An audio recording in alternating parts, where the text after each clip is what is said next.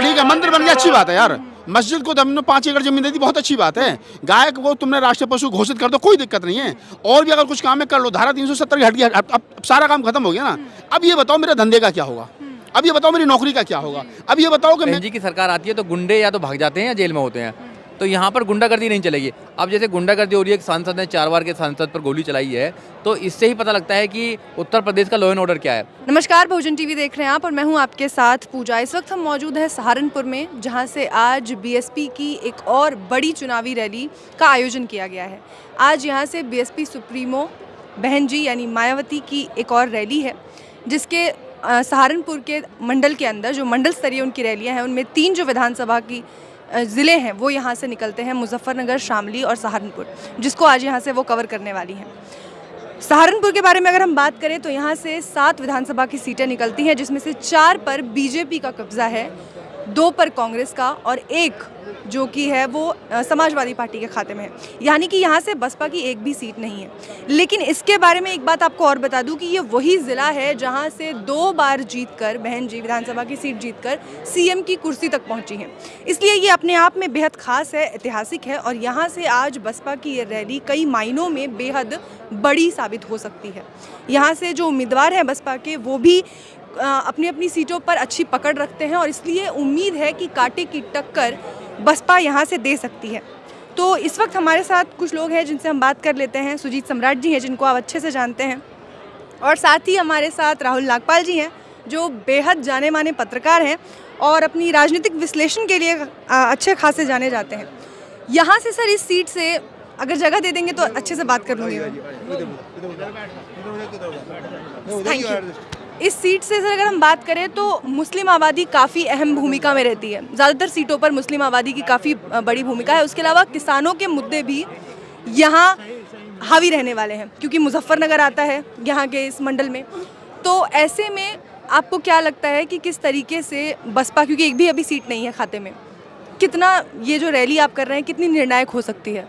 देखो, सहारनपुर का जो एरिया है वो बहुत ही स्ट्रॉन्ग एरिया होता है हमारा हमेशा से, क्योंकि बहन कुमारी मायावती ने भी जब सहारनपुर में जब दंगा हुआ था, तो सहारनपुर के दंगे के चक्कर में ही बहन कुमारी मायावती ने राज्यसभा से इस्तीफा भी दिया हुआ था और बहन कुमारी मायावती यहाँ आई भी थी और कभी यहाँ सारी सीट हमारी हुआ करती थी, मगर एक बीच में लोगों ने कुछ बहका लिया तो उसके बाद दूसरी जगह चली गई। मगर अब की बार हमें पूरी उम्मीद है कि सहारनपुर की 7 की 7 सीट हम जीतेंगे और यहाँ पर नौजवान पूर्ण रूप से बहुजन समाज पार्टी के साथ में है और वो बहन कुमारी मायावती की नीति में और बहुजन समाज पार्टी की नीति में आस्था रखता है। यहाँ सहारनपुर हमारा बहुत ही स्ट्रॉन्ग बेस वोट रहा है, तो यहाँ से हम जीतेंगे और अच्छा यहाँ पर करेंगे। मुस्लिम समाज भी यहाँ पर आ रहा है हमारे साथ। जी, बहन जी यहाँ से जीतकर ही 2 बार कुर्सी तक पहुँची है मुख्यमंत्री की, तो यहाँ से आप लोगों को उम्मीद है, क्योंकि टिकट वितरण की अगर हम बात करें तो टिकट वितरण भी कुछ इस तरीके से किया गया है कि जो जितनी ज़्यादा तादाद है वोटर्स की, उनको ध्यान में रखकर, सामाजिक जो रणनीति है उसको ध्यान में रखकर टिकट वितरण किया है बसपा ने। वो सिर्फ सहारनपुर में नहीं, वो पूरे उत्तर प्रदेश में ऐसे ही किया बहन कुमारी मायावती ने। और बहन कुमारी मायावती ने आगरा की रैली में कहा भी था और गाजियाबाद की रैली में भी कहा था कि अब की बार मैंने खुद अपने हाथों में टिकट का जो वितरण का काम किया है और मैंने हर कैंडिडेट का इंटरव्यू लिया है। तो इसलिए जाति कॉम्बिनेशन और हमारा एक नारा भी है, जिसकी जितनी जनसंख्या भारी उसकी उतनी हिस्सेदारी, तो हर अनुपात में हमने टिकट देने का काम किया है। सर्वजन हिताय सर्वजन सुखाय की बात करते करते नहीं, हम दिखाते भी हैं और 50% यहाँ तक यूथ को देने का काम किया है। तो सहारनपुर में जो टिकट वितरण का काम किया गया वो बहुत अच्छा किया गया है। यहाँ मुस्लिम समाज भी हमारे साथ आ रहा है, प्रबुद्ध समाज हमारे साथ में है और दलित समाज तो पूर्ण इंटैक्ट रूप से हमारे साथ में है यहाँ पर। और अब की बार हम यहाँ पर बहुत अच्छी तादाद में यहाँ पर सीट लेने वाले हैं और बहन कुमारी मायावती को 5 बार मुख्यमंत्री बनाने वाले हैं उत्तर प्रदेश में अब की बार। सर यहाँ पे क्योंकि जैसे कि मैंने शुरू में ही कहा कि जो मुस्लिम समुदाय है वो निर्णायक भूमिका में रहता है सीटों पर, ऐसे में असदुद्दीन ओवैसी पर एक हमला अभी हाल ही में जो हुआ उनकी गाड़ी पर, उसको लेकर भले ही लोगों का कहना है कि वो उनकी पार्टी कितना चुनाव में अच्छा करे ये अलग बात है, लेकिन उनसे प्रभावित ज़रूर है, जो मुस्लिम समुदाय है उनसे बेहद प्रभावित है। ऐसे में उस हमले का राजनीतिकरण कितना राजनीतिक पार्टियां भुना सकती हैं? हमला नहीं होना चाहिए, हमले की हम निंदा करते हैं, क्योंकि डेमोक्रेसी है, यहाँ वोटों के माध्यम से यहाँ जीत होती है, जिसकी वोट ज़्यादा होंगी वो राजा बनेगा। तो हमले से गोली चलाकर यहाँ किसी का निर्णायक नहीं होगा। जैसे योगी जी कहते भी हैं कि लोको ठोको की सरकार चलेगी, तो फिर तो यहाँ पर गुंडों का राज होगा।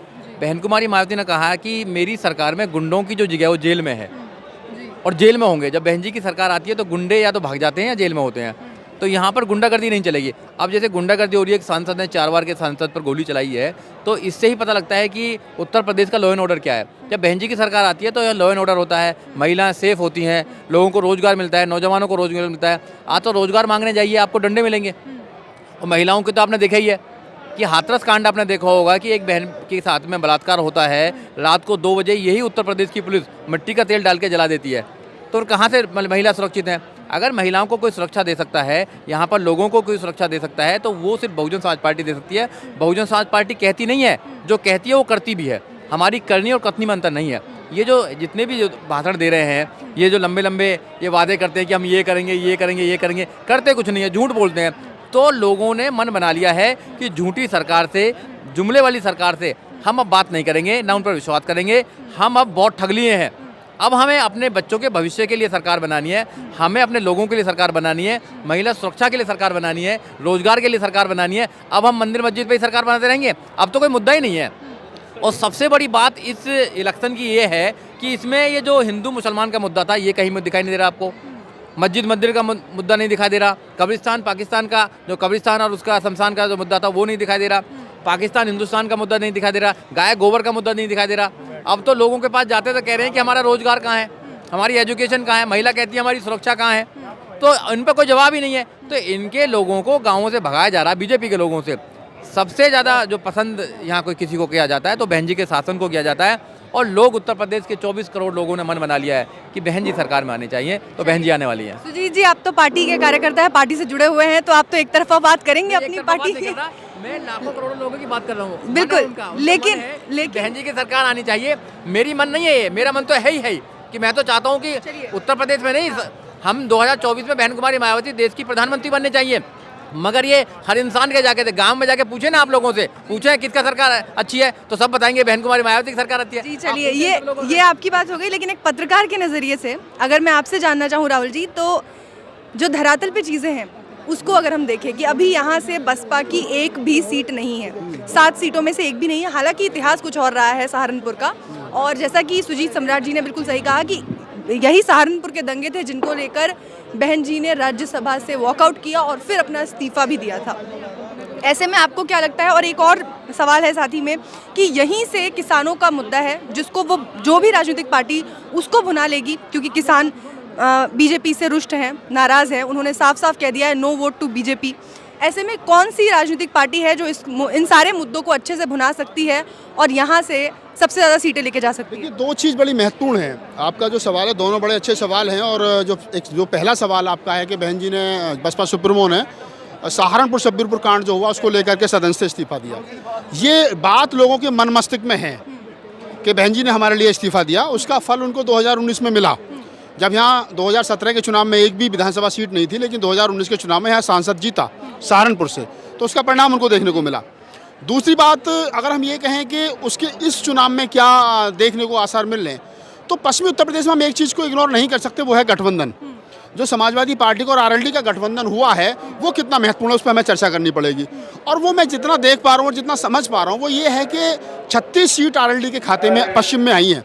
उन 36 सीटों का अगर हम एक तरीके से एज ए पत्रकार बात करें, तो जहाँ जाट प्रत्याशी आरएलडी से खड़ा हुआ, मुस्लिम उसको वोट नहीं कर रहा है, और जहाँ मुस्लिम खड़ा हुआ उसको जाट वोट नहीं कर रहा है। और जाट भी जो है वो 60-40 बढ़ रहा है, 40% आरएलडी को, 60 बीजेपी को जा रहा है, तो 60% आरएलडी को जा रहा है। इस लिहाज से अकेले 40% के दम पर आरएलडी सीट नहीं जीत सकती।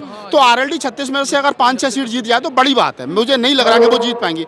टीवी मीडिया क्या कह रहा है, अखबार प्रिंट मीडिया क्या कह रहा है, वो अलग की चीज़ है। दूसरा सवाल ये है कि क्या बसपा यहाँ बेहतर अब कर पाएगी? 2 चीज़ें कि पश्चिम में 3 लोग हैं, मुस्लिम है, जाटव है और जाट है। ये 3 लोग निर्णायक भूमिका में हैं। जाटव चमार एक ही बात है, वो 3 लोग महत्वपूर्ण भूमिका में हैं। यादव यहाँ नहीं है, यादव यहाँ नहीं है। तो यहाँ पर जो गठबंधन का फैक्टर है वो कमजोर है।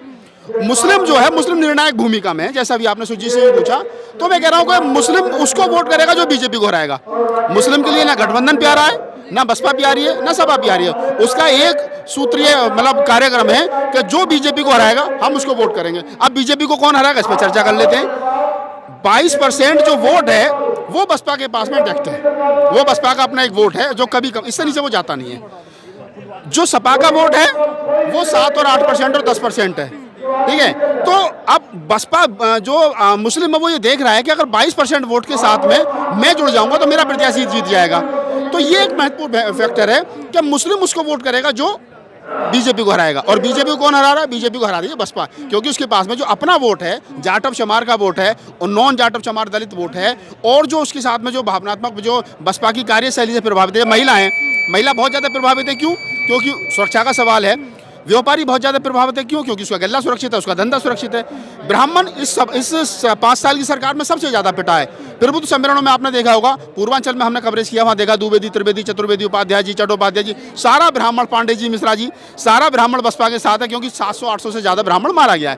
तो लोग ऐसी सरकार को छोड़ना चाहते हैं। ये सच है कि लोग योगी को वोट नहीं देना चाहते, बीजेपी को वोट नहीं करना चाहते, लेकिन ये भी सच है कि वो सपा को भी वोट नहीं करना चाहते, क्योंकि वहाँ यादव बाद हावी है। लेकिन एक ये मुद्दा है मुजफ्फरनगर का, क्योंकि इसी मंडल में आता है और यहाँ से लगातार बीजेपी ने, योगी आदित्यनाथ ने, गृह मंत्री ने, सबने मुजफ्फरनगर के दंगों को कुरेद के पूरी तरह से इसको अपने पाले में लाने की कोशिश की है। अभी भी वो लगातार ये राजनीति कर रहे हैं, इसका कुछ असर पड़ेगा जनता पर? देखिए, ये लोग जो जितना हिंदू मुसलमान कर रहे हैं, जैसे अमित शाह जी पर्चे बांट रहे थे, कह रहे थे कि दंगों को मत भूल जाना, ये क्या है? ये दिखाने की कोशिश की जा रही है कि आप वो आदमी को दंगों में भेजा के, वो कहते हैं कि आप हिंदू हो। जैसे कहा कि 20% और 80% का चुनाव है, 20% मुसलमान है, तरफ 80% है। तो ये क्या दंगा, हिंदू मुसलमान, गाय गोबर, मंदिर मस्जिद, जिन्ना पाकिस्तान, कब्रिस्तान शमशान, ये उसमें उलझा करके रखना चाहते हैं। लेकिन अभी क्या है? अभी जो पिछले 5-7 साल में, 8 साल में जो लड़का जवान हो गया, जो बच्चा जवान हो गया, उसको रोजगार नहीं है, कोरोना में लोग मारे गए, ऑक्सीजन नहीं मिली, ये बेसिक मुद्दे हैं। तो अब वो कह रहा है कि ठीक है, मंदिर बन गया, अच्छी बात है यार, मस्जिद को तुमने 5 एकड़ जमीन दे दी, बहुत अच्छी बात है, गाय को तुमने राष्ट्रीय पशु घोषित कर दो, कोई दिक्कत नहीं है, और भी अगर कुछ काम है कर लो, धारा 370 हट गया, अब सारा काम खत्म हो गया ना। अब ये बताओ मेरे धंधे का क्या होगा? अब ये बताओ मेरी नौकरी का क्या होगा? अब ये बताओ कि मैं जो ओवरएज हो रहा हूँ, मुझे जो जॉब नहीं मिले, इसका क्या होगा? अब ये बताओ कि युवाओं की भागीदारी, तुम जो पकौड़े तलवा रहे हो, कभी कुछ करवा रहे हो, ये कब तक चलेगा? तो युवा जो है वो सुनने के मूड में नहीं है, वो ऐसी सरकार चुनना चाहता है जो उसकी भावनाओं के साथ खिलवाड़ ना करे। बहुत बारीकी से आपने सारी राजनीति को कम शब्दों में हमारी जनता तक पहुंचाया, बहुत शुक्रिया आपका, बहुत धन्यवाद।